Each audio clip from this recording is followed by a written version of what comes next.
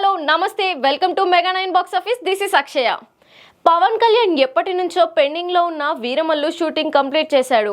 మరి నెక్స్ట్ ఏంటి అంటే టక్కున చెప్పే పేరు ఓజీ.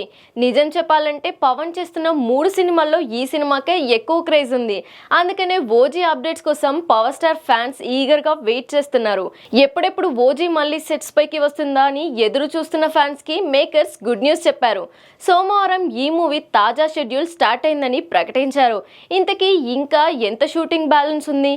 పవన్ ఎన్ని రోజులు డేట్స్ ఇచ్చారు? ఇంతకీ ఓజీ థియేటర్స్లోకి వచ్చేది ఎప్పుడు?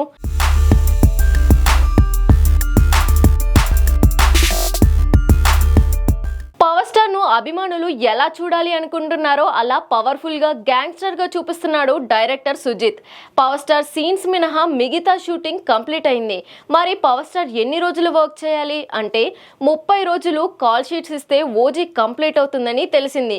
ఏకదాటిగా 30 రోజులు డేట్స్ ఇవ్వాలంటే పవన్ కు కష్టం. కానీ పొలిటికల్ గా కమిట్మెంట్స్ అన్ని పక్కన పెట్టి ఈ సినిమాపై ఫోకస్ పెట్టాలని చూస్తున్నాడట పవన్. ప్రస్తుతానికి పొలిటికల్ గా ప్రశాంతమైన వాతావరణమే ఉంది.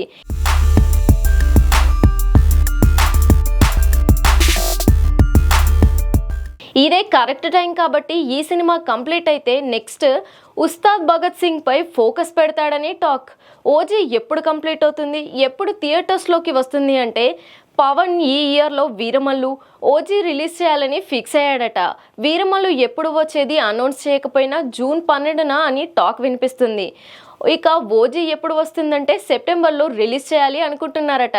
అంతా అనుకున్నట్లుగా జరిగితే ఓజీ సెప్టెంబర్లో రావచ్చు. ఒకవేళ ఆలస్యమైన డిసెంబర్ ఎండింగ్ లోపు ఎలాగైనా సరే విడుదల చేయాలి అనేది పవర్ స్టార్ టార్గెట్ అని తెలిసింది.